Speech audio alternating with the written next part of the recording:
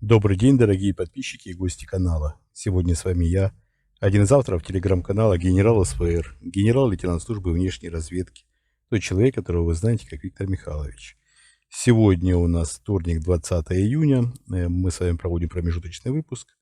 Как видите, не очень получается каждый день проводить промежуточные выпуски, но несмотря на то, что занят капитально, но все равно будем с вами встречаться в течение недели минимум 3 раза. Я имею в виду промежуточные, как минимум 2 промежуточных и итоги недели, плюс, конечно, неизменные итоги недели с Сергеем Жирновым. Может, чаще посмотрим, опять-таки посмотрим. Надеюсь, буду выкраивать время. Так, перейдем к новостям. Президент США Джозеф Байден признал возможность нанесения удара тактическим ядерным оружием со стороны России.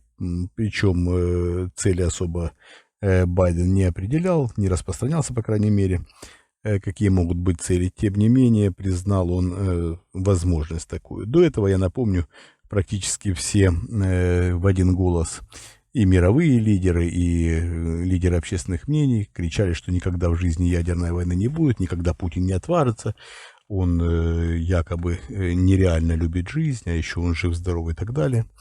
В общем, полный бред, но не суть важно. Важно то, что Байден признает возможность нанесения ядерного удара. Надо понимать, что нанесение ядерного удара по своей сути будет носить самоубийственный характер со стороны российского руководства. Я здесь с этим согласен, но президент России Владимир Путин смертельно болен. У него обнаружены метастазы в головном мозге, жить ему отмерено, конечно, не так долго, как многие мечтали бы, и постоянно нам говорят, что он чуть ли не вечно будет жить. Но нет, вечно он жить не будет, и век его будет не столь долг, как многие, еще раз повторяю, мечтают.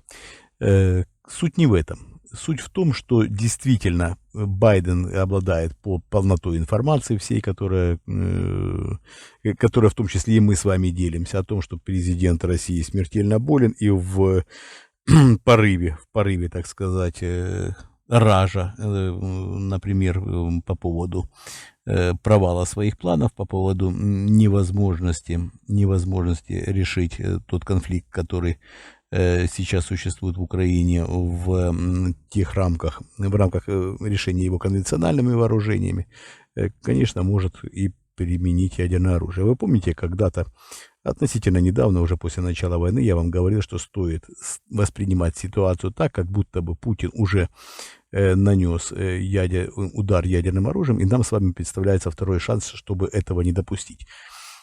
Я уверен, что многие из наших зрителей и слушателей это прекрасно помнят. Так вот, сейчас к такому же мнению, вероятно, пришел и президент США Джозеф Байден.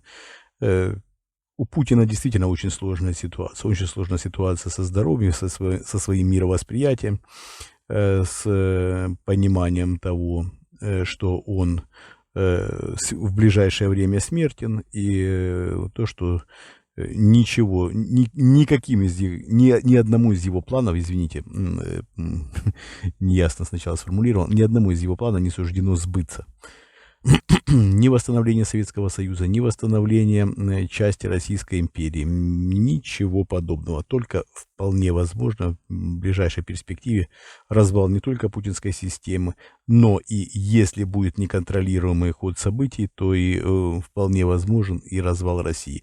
Я считаю, что этот сценарий маловероятен, но для этого стоит не допустить, не то что стоит, надо все силы привлечь к тому, чтобы не допустить ядерного конфликта. Мы уже говорили о том, что Путин готовит катастрофу ядерную, техногенную на Курской АЭС. Помимо этого есть, конечно, планы по поводу взрыва и теракта опять-таки будем говорить прямыми словами, теракта на Запорожской АЭС. И помимо всего этого, действительно, есть мысли по поводу удара тактическим ядерным оружием.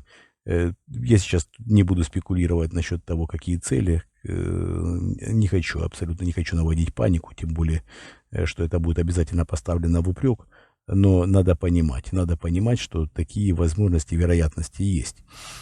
Плюс сегодня фанерный маршал, как его многие называют, я называю его не фанерным, а картонным маршалом. На мой взгляд, он даже не фанерный, на мой взгляд, он просто картонный маршал. Шойгу, несостоявшийся маршал Победы, человек абсолютно без своего мнения, был подавлен и раздавлен после начала боевых действий, когда стало понятно, что планы по захвату Украины провалились. Сейчас он немножко воспрял духом.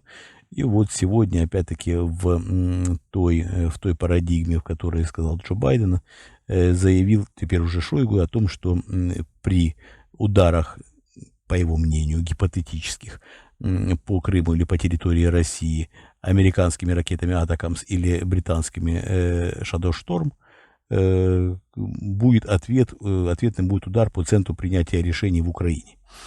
Бред полный, конечно, но мы сейчас эти слова не должны воспринимать буквально, потому что мы понимаем, что удары по центру принятия решений происходят постоянно. Единственное, что ни одна ракета не достигает своих целей.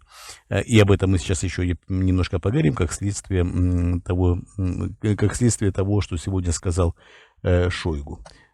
Так вот, это еще одна угроза. Еще одна угроза, вполне возможно, еще раз скажу, вполне возможно, удары собираются наносить в этот раз и возможно, еще раз повторяю, возможно, не хочу ни в коем случае наводить панику и говорить опрометчивые вещи, но мы сейчас обсуждаем то, что сказал Шойгу. Удары собираются, возможно, наносить и тактическим ядерным оружием. Я не думаю, чтобы это произошло в ближайшее время. Я не думаю, чтобы Путин дал команду прямо сейчас. Дело в том, что в последнее время шалят у него нервишки, шалят немножко у него мыслишки, если так можно сказать. Мыслишки, потому что мысли у него жалкие, поэтому говорю мыслишки. Но вот шалят как раз не в ту сторону. Будем стараться, будем применять все усилия для того, чтобы заблокировать любые подобные решения со стороны президента России Владимира Путина. Но все движется не в очень хорошем направлении, раз уж приходится это все это проговаривать как Байдену, так и Шойгу. Ну, Шойгу, конечно, как с козла молока спрос. А вот когда подобной информацией делится Джо Байден, здесь, конечно, все гораздо серьезнее.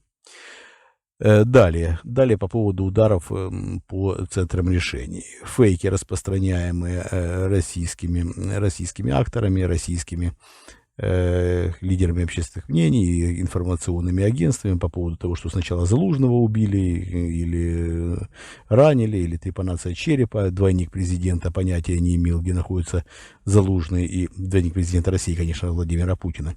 Начал, заикаясь, якать и другие произносить невнятные выражения, что якобы он знает, где Залужный, то ли он за границей, то ли не за границей.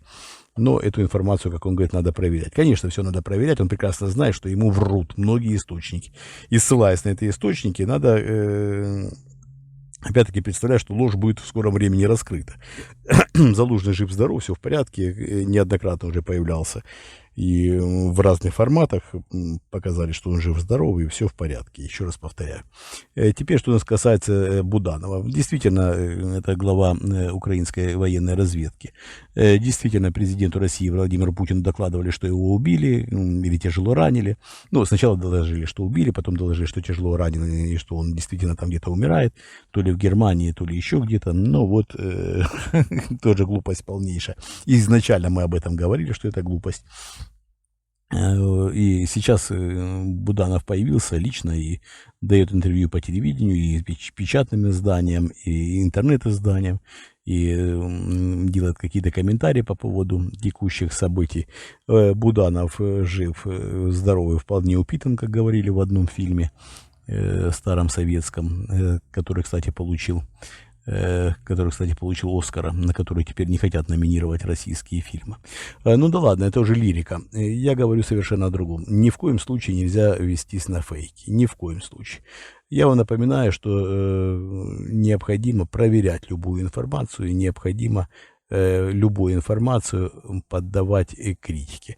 Я понимаю, что сейчас, сейчас в это время президенту России довольно много льют лжи и, по крайней мере, дают ему услышать то, что он хочет услышать. В том числе и мы постоянно анализируем то, что, да, то, что предоставляет президенту России Владимиру Путину. Я, например, невооруженным глазом, что называется, конечно, иносказательно, прекрасно вижу, где там ложь. Президент России Владимир Путин готов обманываться по мелочам, готов обманываться по-крупному. Ни в коем случае нельзя вестись, это я вам говорю, наши уважаемые зрители и слушатели, на откровенную ложь, которая льется с информационных агентств российских. На сегодняшний день очень мало из них заслуживают доверия и очень мало дают правдивую информацию. В том числе и когда-то уважаемые мною издания опошлились и дают откровенную ерунду. Да, можно сказать о том, что ложь Россию пронзила насквозь и как на шампур одела, да, и большинство людей в России, современное российское руководство, и всех, кто даже находясь за границей, слушает эту ерунду и потребляет эту информацию. Да, в их числе и президент России Владимир Путин. Иногда, как, например, в той информации, которую мы дали о состоянии здоровья после взрыва Прилепина. Ведь мы дали ту информацию, которая поступала президенту России Владимиру Путину. Там просто многие ставят в укор, что у него там якобы рука и нога там были повреждены. Это была прямая информация президенту России, и это была информация из вполне заслуживающего доверия, от вполне заслуживающего доверия источника. Это была информация не нам, это была информация ему. Мы дали ее осторожно, мы дали ее не через основной канал, но тем не менее, понимая, что может быть в этом плане может быть информация не точна, но и опять-таки здесь мы понимаем, что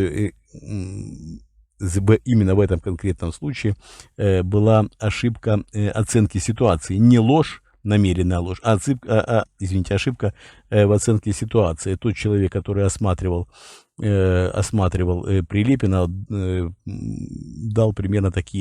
дал такое примерно заключение. Этот человек имел медицинское образование, хотя по специальности не работал. Он дал именно такую оценку. Это тот человек, который находился, еще раз подчеркиваю, одним из первых осматривал Прилепина. Поэтому вы уж не обессудьте, это была действительно с нашей стороны поспешно мы решили дать эту информацию, но эта информация, еще раз подчеркиваю, проскочила у нас по той причине, что источнику мы склонны были доверять, и это была не намеренная ложь, а неправильная оценка состояния здоровья Прилепина на тот момент. Поэтому давайте анализировать все вместе, и мы в будущем также даем вам такие же обещания, не пускать в эфир ту информацию. Мы и так разбираем, поверьте, мы 99% даже той информации, которой хоть немного сомневаемся, мы ее не даем. Мы стараемся давать вам исключительно то, в чем мы уверены на 100%. Поэтому не ведемся на всякую ерунду, то, что касается источников, которые запятнали себя откровенным говном, извините. Итак, сегодня уже достаточно много с вами поговорили, немножко рассказали, немножко вникли в суть событий. Большое спасибо, что были со мной. Мы вас любим, это искренне, это самое главное. Мы работаем для вас. Нам необходима ваша помощь. Мы подходим к финальным событиям, мы подходим к развязке, к основной развязке внутриполитической борьбы, которая назревала и которую мы готовили в России, конечно, на протяжении многих лет. Нам действительно необходима ваша помощь. Наши криптовалютные кошельки есть в описании к этому ролику. Огромное спасибо всем, кто помогает. Огромное спасибо вам, ваша помощь просто неоценима. Большое спасибо. Это все, в принципе, что я вам хотел сегодня сказать и рассказать. Большое спасибо, что были со мной. Всего доброго. До свидания.